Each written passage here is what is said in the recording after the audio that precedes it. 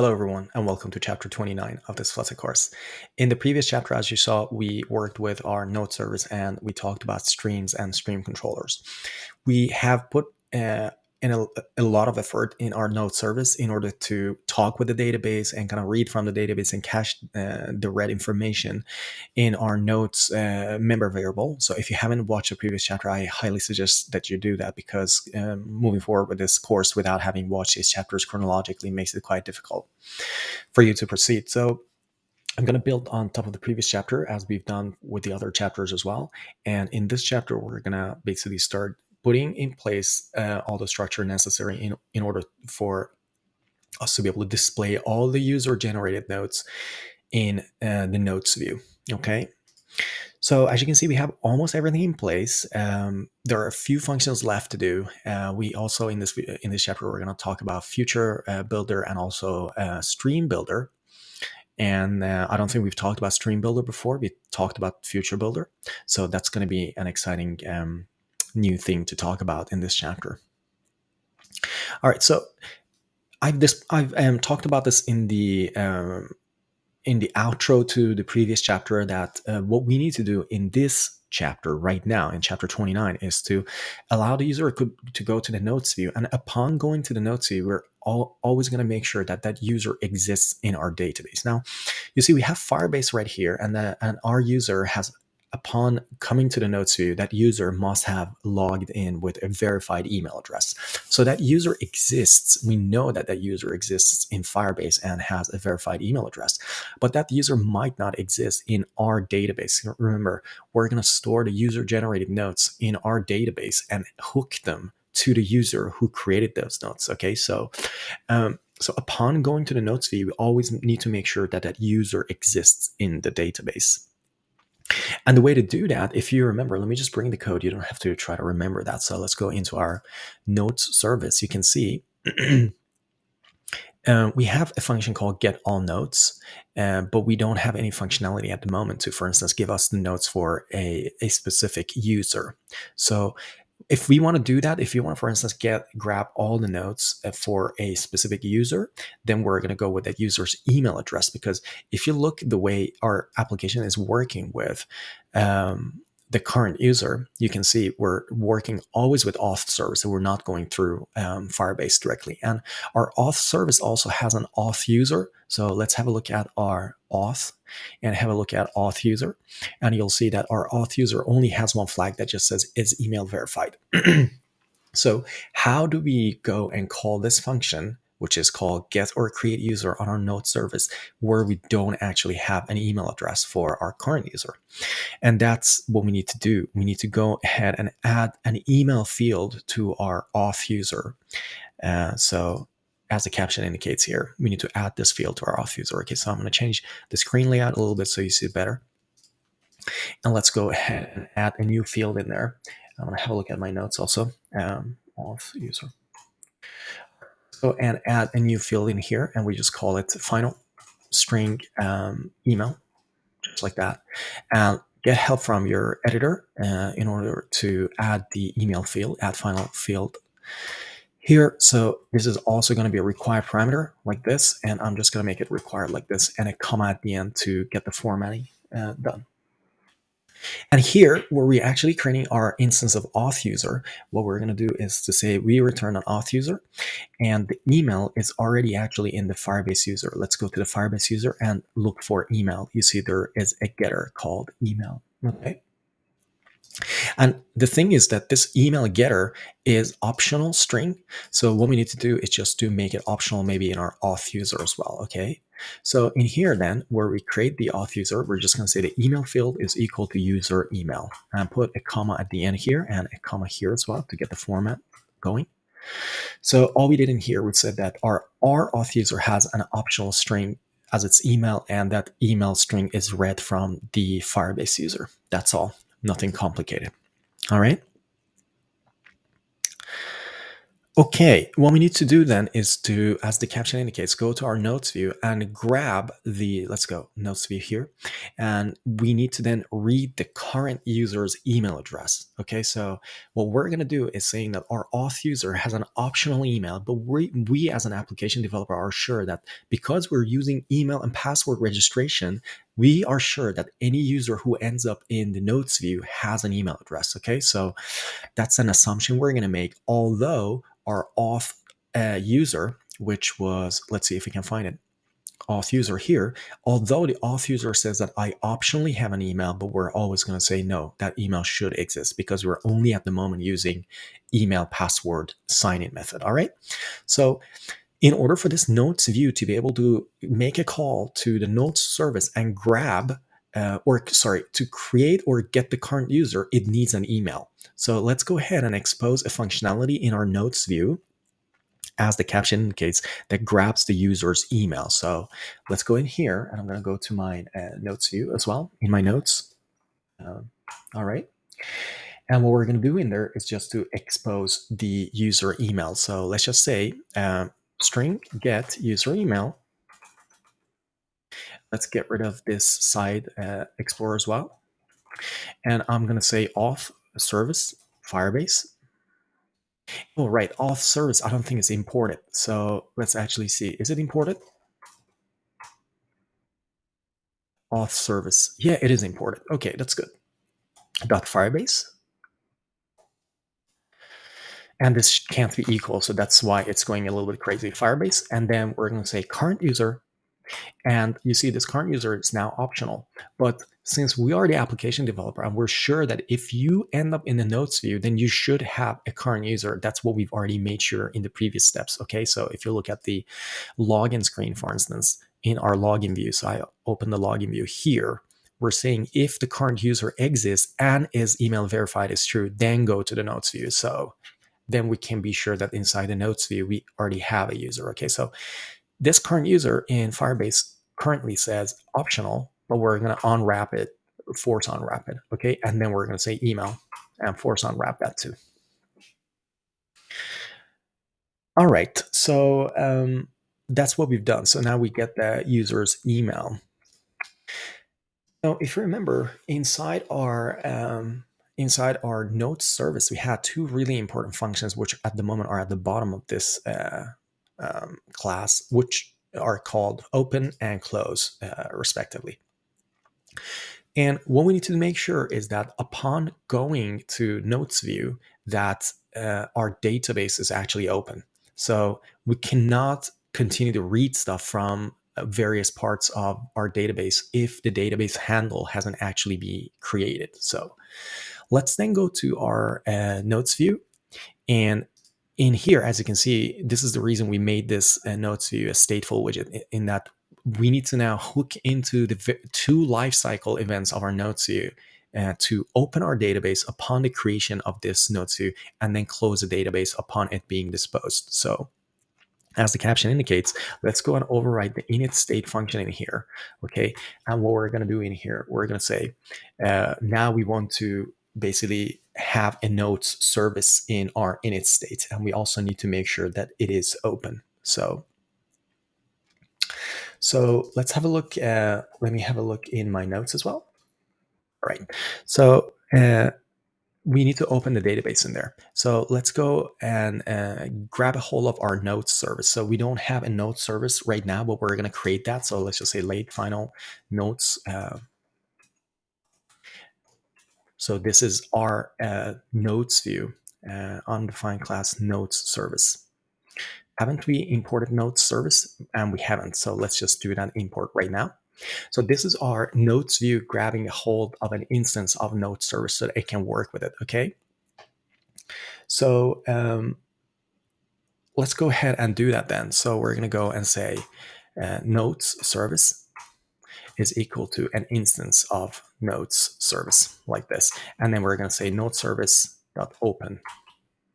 And right now, this function is a future void, and you may not really be able to do an async in your init state in here, but we're just, for now, we're just saying open. All right, so open the database. And that's all we have to do. And then we have to take care of closing the database. So let's go ahead and say, upon disposing, upon this notes views disposal, we're also going to close the database because we're good citizens of the Dartland. So we're not just going to leave the database open. So note service, and we're going to say close. All right. And that's pretty much it. That's all we have to do for now.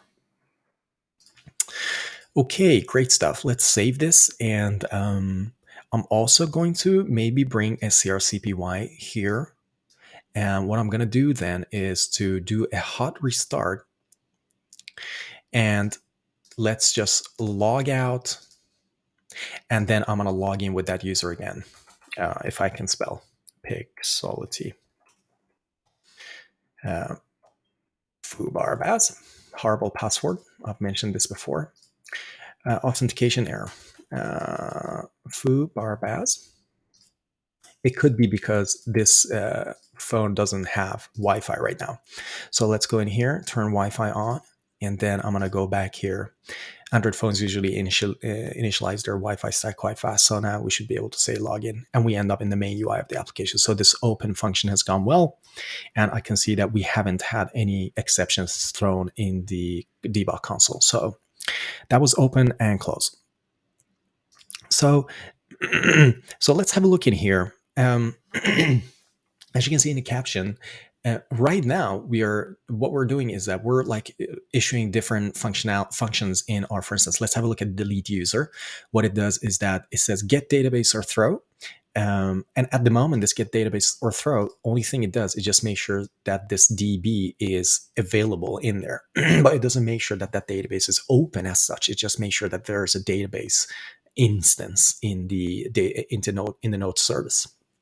So what we need to make sure now is that every function that works with our database first ensures that the database not only is instance is there, but that the database also open. All right, because if you look at the, excuse me, here we have the open database, and that basically sets the instance to that database. All right. So what we need to do is to create a little function that says ensure database, what is it called? Ensure DB is open. So I'm just going to go ahead and have a look at my notes for ensure DB is open. And let's have a look at putting that maybe above open in here. Okay, so if you're following along with me, you just go to top of the open function, and we're just going to say future void ensure DB is open. And that's an async function. All right. So what then we're going to do is just to say, let's see, we're going to put a try block in here, and let's go. We see that our open function at the moment throws an exception that says database already open exception. So what we need to make sure is that we cache that exception. So when our notes view gets hot reloaded, then it shouldn't try to open the database over and over again. And if it does, then this open function is going to throw an exception, and our ensure DB is open function is going to catch that, and it's just going to let it go. All right. So all it does is that we just ensure that we're not opening the database over and over again, because it's just an overhead. Okay. So what we're going to do then is we're going to say await open in here. And in here, we say we're catching database already open exception, and we're just going to let it go in this case. So we'll just say, sorry, on. All right. So now we have this ensure DB function is open, ensure DB is open function. And we need to start using that. So let me bring up the right caption. So we need to start using ensure DB is open function in various functionalities in our application. So let's first go to delete user here. And we're just going to say await ensure DB is open. That's the first place. And let's go to create user. We have a function called create user here. And we're going to await on ensure DB is open. Okay. That was create user. Now let's go to get user. This function, get user right here. If I can go to it, for some reason, I'm not able to go to it here. And let's say await DB is open. That's that part. Let's go to get all nodes. That function, get all nodes, and do the same thing. Await on ensure DB is open. Also, I can see I didn't actually call the function. So let's make sure that I've done it in the other places. I'm just going to copy that code, ensure DB is open. Let's just make sure that I'm actually calling the function. I'm not like placing it just there. So it looks fine. All right. And so you have to do it in get all nodes function as well. And we're going to go to create node and do the same thing. So let's just go and await on, actually paste that code in there, await, ensure DB is open. And we need to do it in, so we've done it in create node, and let's go ahead to delete node, and paste the function right there as well. Sorry, paste the invocation of the function. Delete all nodes as well. Delete all nodes right there. Do the same thing, and also we do it in get node. Here, the same thing. And also we have, what else do we have? Update node right there. And we do it as the first call. Good. And then where else do we have to do it? I think we've done it now. Delete user. Yeah, I think now we place the ensure DB is open all those calls. All right. Okay, that was a lot of information. So what we need to do now is to make sure basically that we work on our notes view as we promised in the beginning of this chapter. Now you see, the reason that we created the ensure DB is open is that before any of these functions are called, that our code is actually going to open the database for us. That means in our notes view, we don't actually have to do this anymore, because we know that by issuing any database related commands to our notes service, that function in itself is going to open the database for us. It's just a nice little feature in our notes service to make sure that we don't have to make an extra call to open the database before we start using our notes service. Okay, so it's just like a convenient little function. All right, as the caption indicates, now I'm going to talk about Future Builder and async snapshot. Well, we've talked actually previously a little bit about future builders before. But what a future builder is, maybe actually I should write it here, future builder, and then go to the code so you see it a little bit better. You can see it is a stateful widget. So what it does is that it subscribes to a future that will return its value in the future. If you're familiar with JavaScript, then you'll know it as promises. And if you're familiar with Arcs, Swift, or any Arcs related, then you'll know probably as like a single or an observable kind of, actually not an observable because that's a stream builder. A future builder is kind of like a single builder, meaning that a value that starts someplace and then calculates something, returns its value, and then it finishes. That's it. So a future builder allows you to submit a future, and it will allow you to submit a builder, meaning that it takes that chunk of code that produces a value as a future. It says, okay, now it's mine. I will take it, subscribe to it. As the value of this future changes, I will give you the ability to return various widgets that need to be displayed on the screen. So it basically ties your future logic with your UI logic. So it's absolutely beautiful. So what we need to do now is to make sure that upon going to our build function right there in the body, you see in the body of our notes view here, we need to make sure that we are creating a user or getting the current user from the database if it already exists. And we're creating that user if that user doesn't exist. And if you remember, we have this function already. It is called get or create something, get or create user. And it's a future.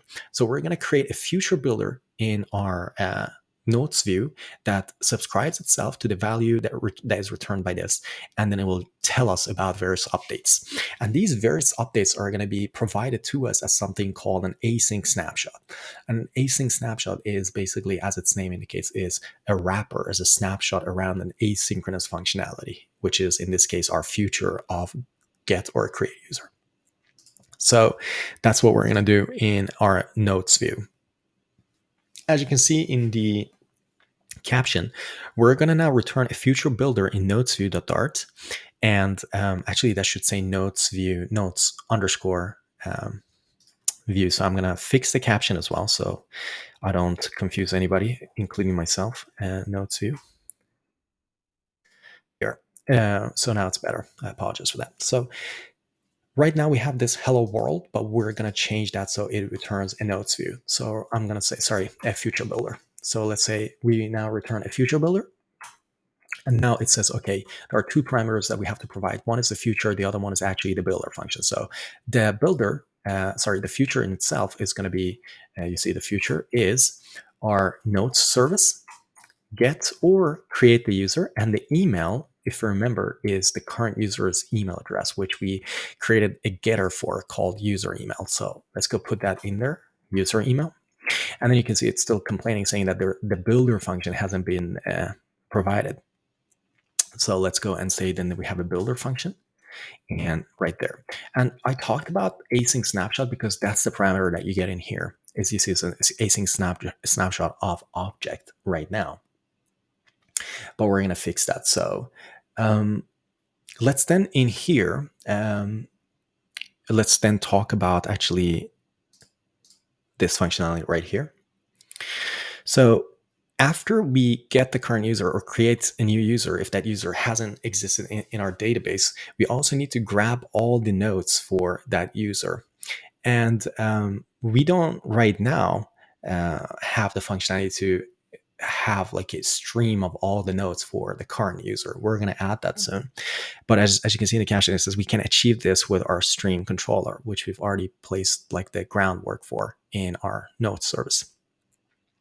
So let's go and create a little functionality in here in our notes service.dart. And as you can see, it allows you to retrieve all the notes. So we're just going to say stream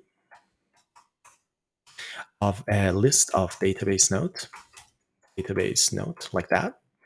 And it's a getter, and we call it all notes. Okay. And what it does is in itself is going to subscribe to this note stream controller and retrieve all the notes from that controller, because remember, this note stream controller in itself contains this guy.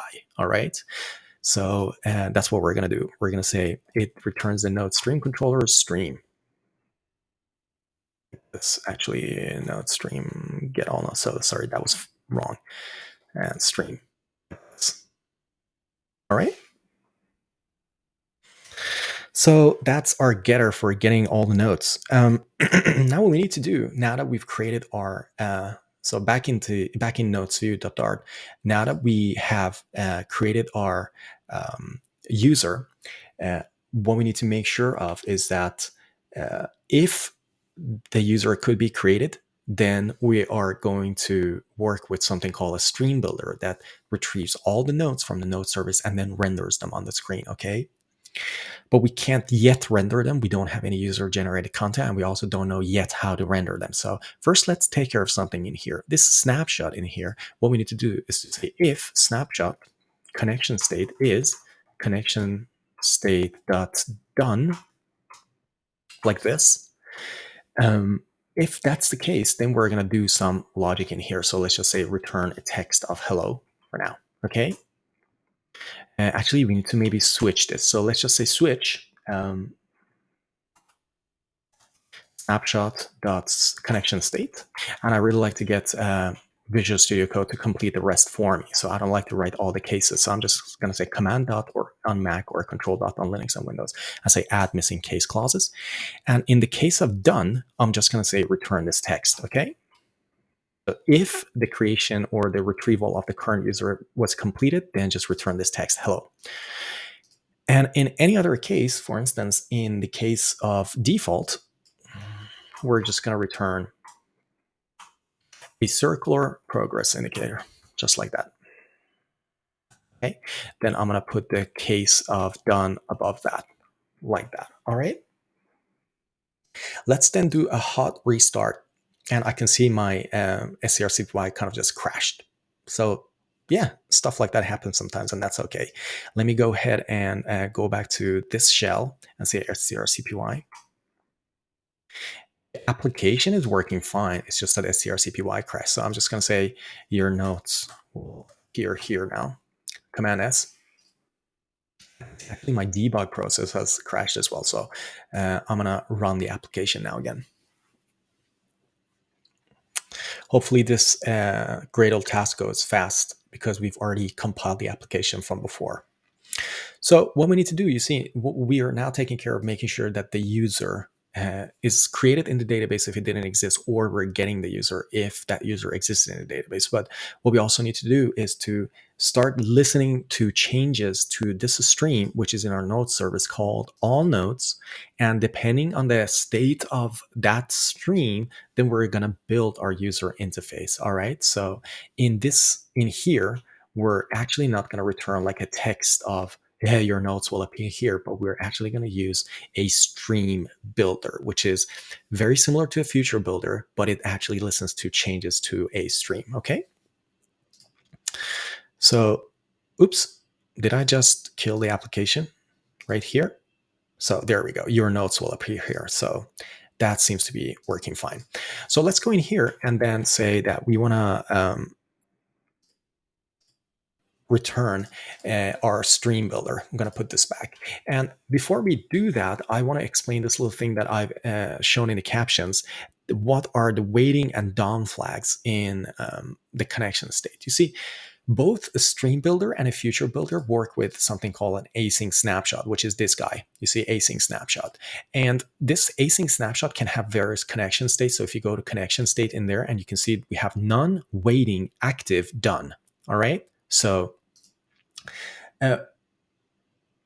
when you have, you see, in the case of an active, says for example a stream that has returned at least one value but is not yet done. So that's for a stream. But if you're waiting for a future or a stream, then you're going to get this waiting flag. And a done is going to happen for your a future. So a future that has completed its task. As I said, it does something and it completes. But a stream, usually it just keeps living. So you can't like hook into, or you shouldn't hook into the done event for a stream, but you should actually hook into your waiting connection state. So that's what we're going to do. So connection state done for a future, and a connection state of our waiting for the stream. So in here, let's then create a stream builder.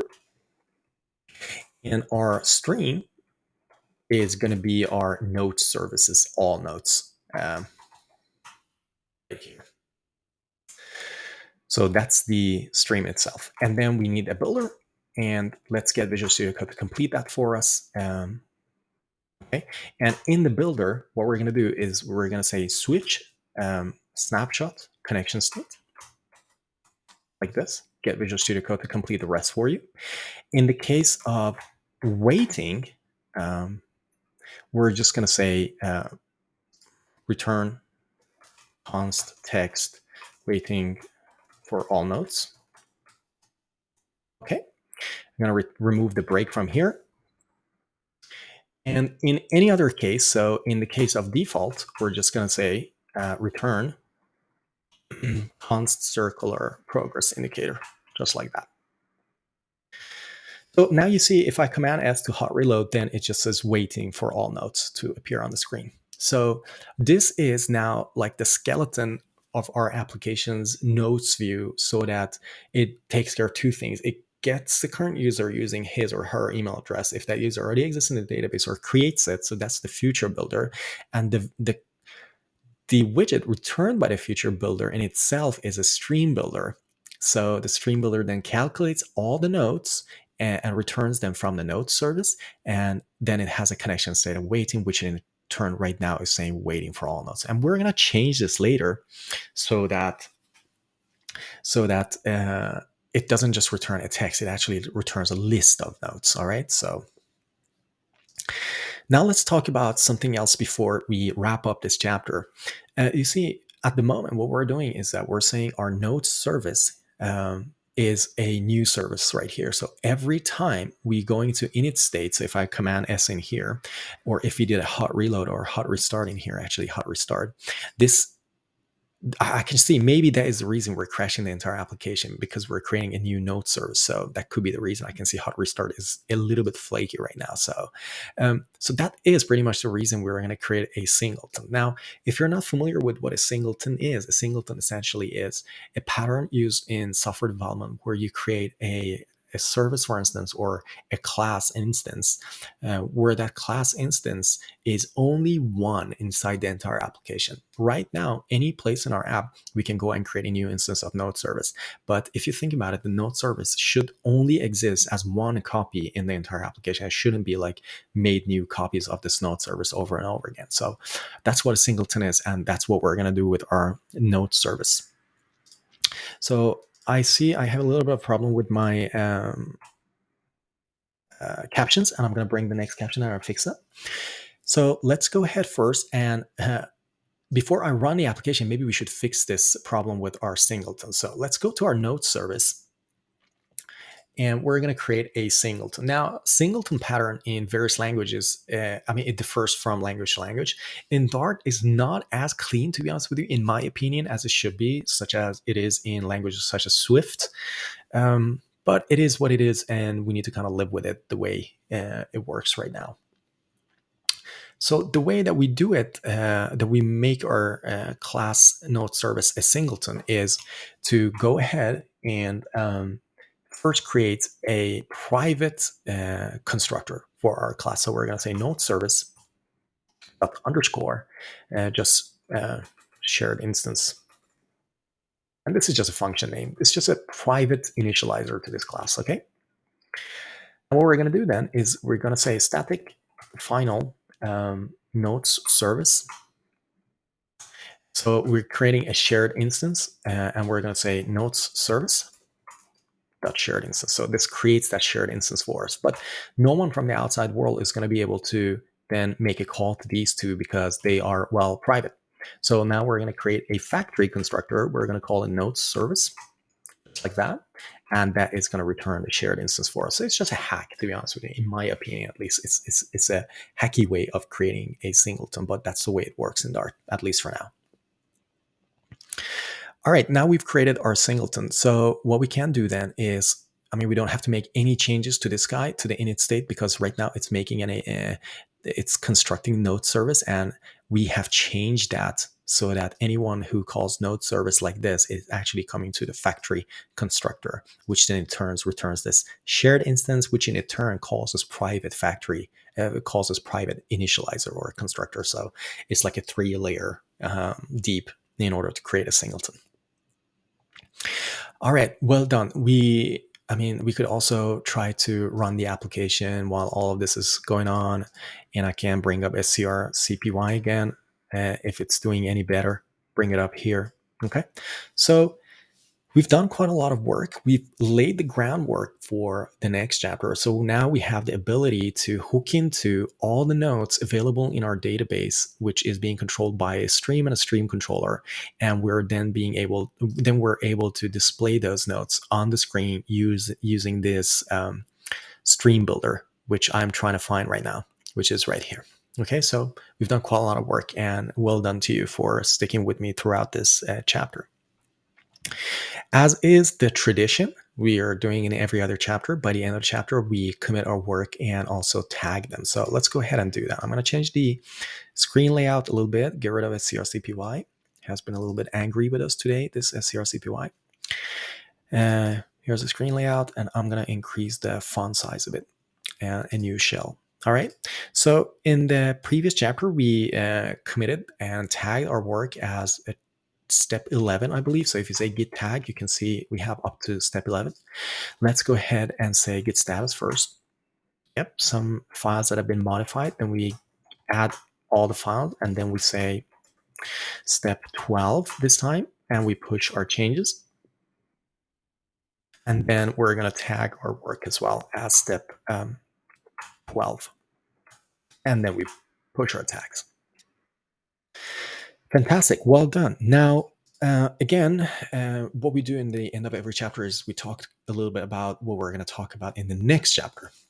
And as the caption indicates, we're going to we're done with the basics of the notes view, but we have no data. And that's what we're going to fix and remedy in the next chapter. So we're going to talk about how we allow the user to press a button, for instance, in order to create a new note, and for that note then to appear in our stream builder and display to the user. So maybe you want to take a little break, some refreshments, do that please, and I'll see you in the next chapter.